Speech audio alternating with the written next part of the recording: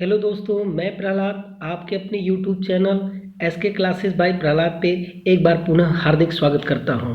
दोस्तों, प्रश्नों की श्रृंखला में आज हम पुनः हिंदी के टॉप 20 प्रश्न लेकर उपस्थित हुए हैं। दोस्तों, उम्मीद करता हूं कि हमारे वीडियो आपको पसंद आ रहे होंगे। यदि पसंद आ रहे हैं तो आप हमें भरपूर सहयोग करिए। हम आपके लिए आगे से भी प्रश्नों की अच्छी श्रृंखलाएं लेकर उपस्थित होंगे। तो दोस्तों, समय न गंवाते हुए हम अपने पहले प्रश्न पे आते हैं। पहला प्रश्न है कि खिलाड़ी शब्द में कौन सा प्रत्यय प्रयुक्त हुआ है।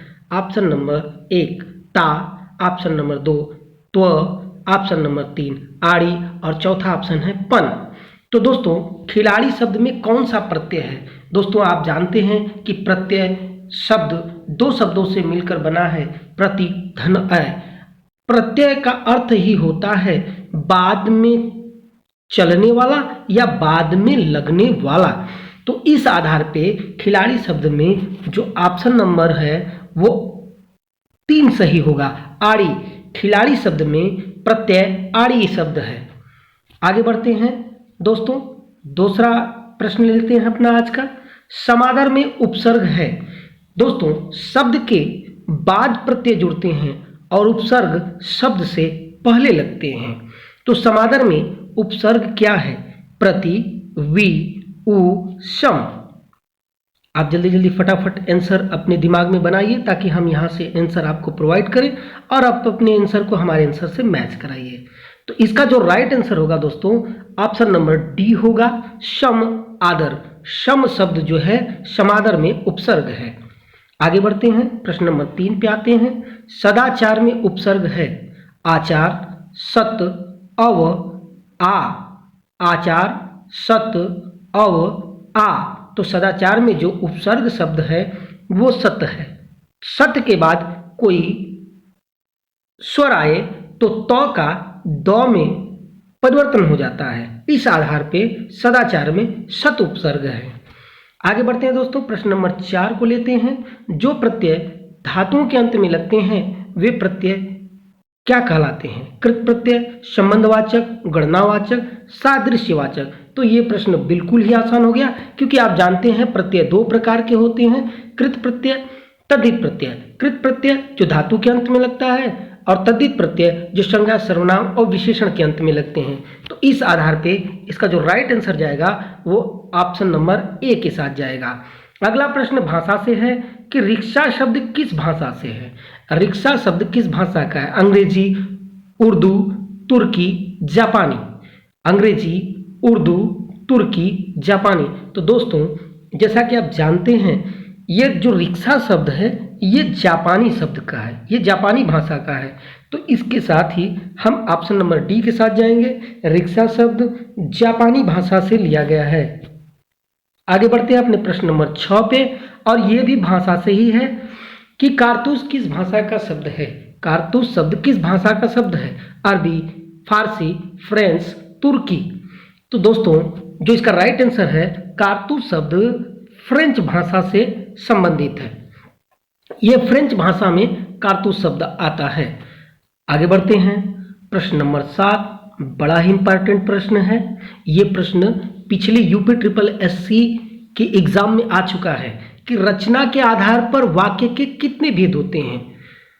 Option number A 6, option number B 3, option number C 8 और ऑप्शन नंबर डी 4। रचना के आधार पर वाक्य के कितने भेद हैं। दोस्तों, रचना के आधार पर शब्द के भी 3 भेद होते हैं और वाक्य के भी 3 भेद होते हैं। शब्द के जहां 3 अर्थों में रूढ़, योग रूढ़, यौगिक होते हैं, वहीं रचना के आधार पर वाक्य सरल वाक्य, संयुक्त वाक्य, मिश्र वाक्य। तो जो इसका ऑप्शन नंबर बी राइट होगा। ऑप्शन नंबर बी इसका राइट आंसर होगा। आगे बढ़ते हैं प्रश्न नंबर 8 पे। दोस्तों, दो भिन्न भाषाओं के मेल से बना शब्द क्या होता है।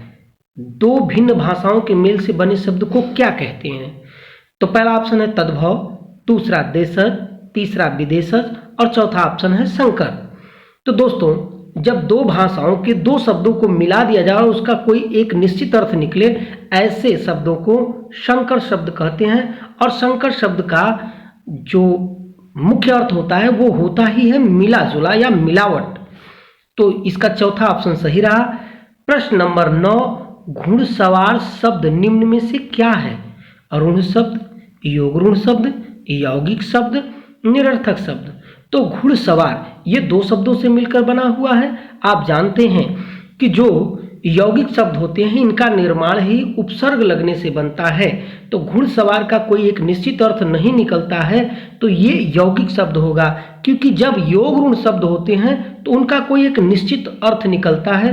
तो हम जाएंगे ऑप्शन नंबर सी के साथ। ये घुड़सवार शब्द जो है यौगिक शब्द है।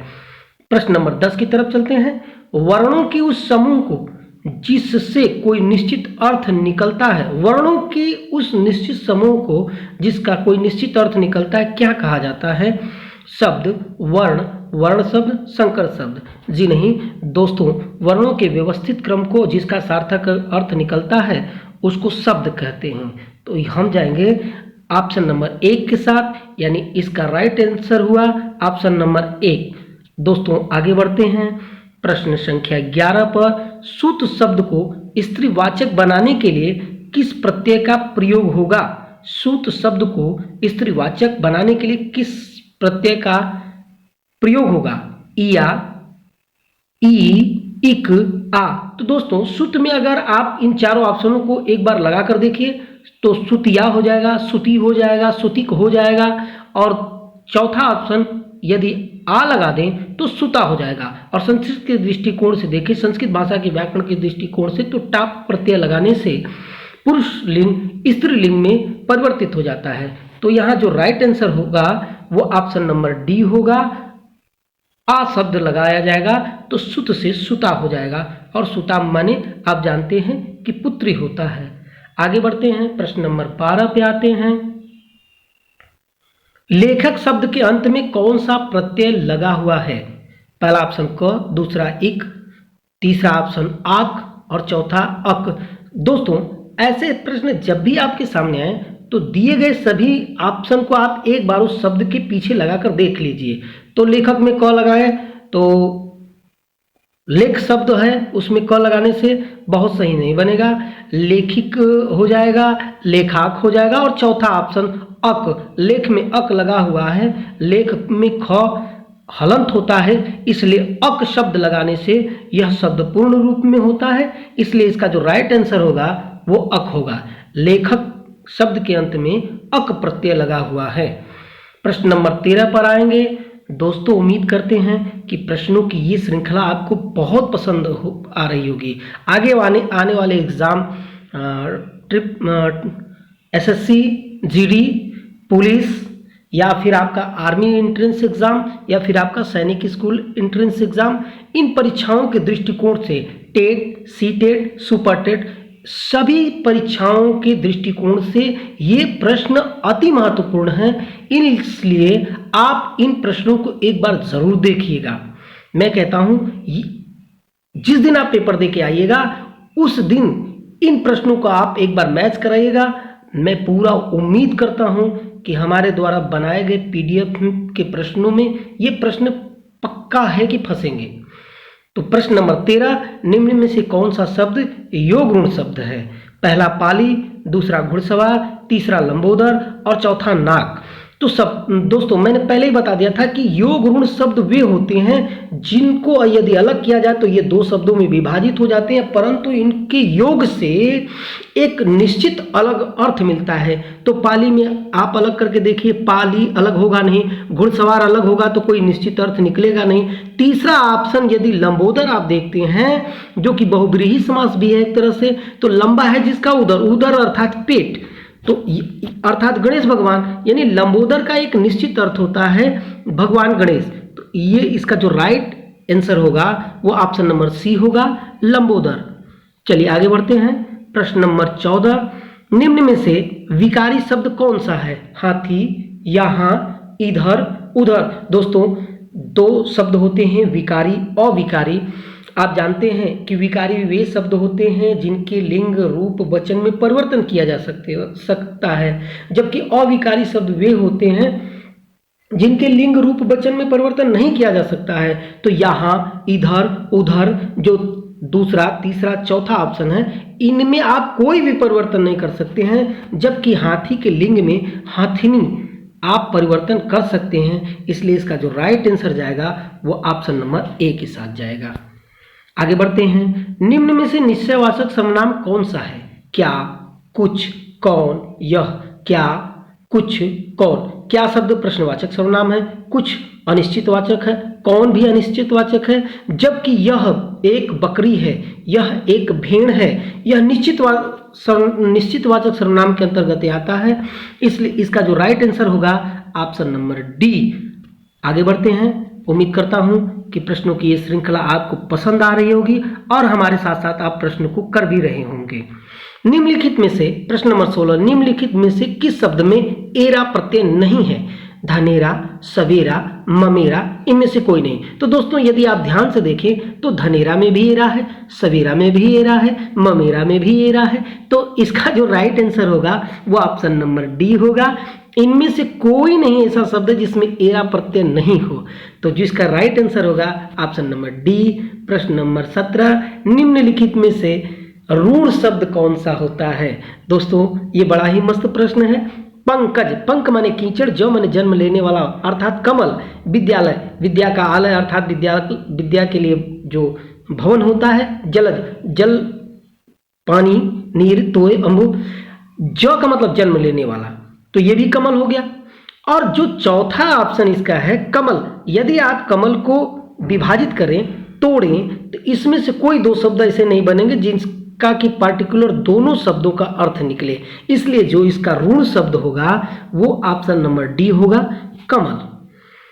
चलिए प्रश्न नंबर 18 पे आते हैं। निम्नलिखित में से अभ्यागत शब्द में उपसर्ग है? निम्नलिखित में से अभ्यागत शब्द में उपसर्ग है? ऑप्शन नंबर ए अभी, ऑप्शन नंबर बी अ, ऑप्शन नंबर सी अभ्यास और ऑप्शन नंबर डी अम्ब। तो दोस्तों इसका जो राइट आंसर होगा वो होगा अभिधन आगत अभ्यागत। तो इसमें जो उपसर्ग है वो है अभि शब्द, ऑप्शन नंबर ए। इसका जो राइट आंसर होगा प्रश्न नंबर 18 का वो होगा ऑप्शन नंबर ए अभि शब्द। प्रश्न 19 पे आते हैं। वाक्यों में शब्दों का क्रम निर्धारित होता है पदक्रम से, भाषा से, छंद से, अलंकार से? जी नहीं दोस्तों, इसका राइट आंसर होगा ऑप्शन नंबर ए पदक्रम से वाक्यों में शब्दों का क्रम निर्धारित होता है। हम आते हैं अब अपने अगले प्रश्न पे, प्रश्न नंबर 20। और दोस्तों मैं एक बात आपको बता दूं कि हम आज 20 प्रश्नों की श्रृंखला लेकर आए थे। उसमें 21वां प्रश्न प्रत्येक वीडियो की तरह, प्रत्येक प्रश्नों की श्रृंखला की तरह आपके लिए होमवर्क के रूप में है और इसका उत्तर आप हमें कमेंट बॉक्स में लिखकर जरूर बताइएगा। दोस्तों एक बार मैं फिर से कहूँगा कि यदि मेरे वीडियो पसंद आ रहे हैं तो लाइक करिए, कमेंट करिए, सब्सक्राइब करिए। जितने भी तैयारी करने वाले बच्चे हैं उनके पास तक इस वीडियो को पहुंचाइए ताकि अधिक से अधिक बच्चों तक हम शिक्षा को पहुंचा सकें। तो प्रश्न नंबर 20 पे आते हैं। निम्नलिखित में से प्रत्यय युक्त शब्द नहीं है? बोली, बड़ी इसमें प्रत्यय है, भाषा, आ शब्द इसमें प्रत्यय है, पिपासा इसमें भी आशा शब्द है, जबकि चौथा ऑप्शन देखेंगे आप तो अमधनकुश है, मोनो अनुस्वार से अनुस्वर हो चुका है, तो इसमें अम उपसर्ग लगा हुआ है। इसलिए जो ऑप्शन नंबर डी है इसमें प्रत्यय नहीं बल्कि उपसर्ग लगा हुआ है। और दोस्तों आज का आपका होमवर्क का प्रश्न नंबर 21 कि वर्णमाला से आप क्या समझते हैं, वर्णमाला से आप क्या समझते हैं, इसका उत्तर आप हमें कमेंट बॉक्स में लिखकर जरूर बताइएगा। और लाइक करिए, सब्सक्राइब करिए, बेल आइकन हमेशा दबा के रखिए ताकि हम जब भी आएँ तो आपको सूचना मिल जाए। तो इसी के साथ दोस्तों अगले वीडियो में फिर मिलते हैं। मैं कोशिश करूँगा कि कंटिन्यू तौर पे मैं आपको प्रतिदिन एक वीडियो प्रोवाइड कर सकूँ। तो जय हिंद, जय भारत।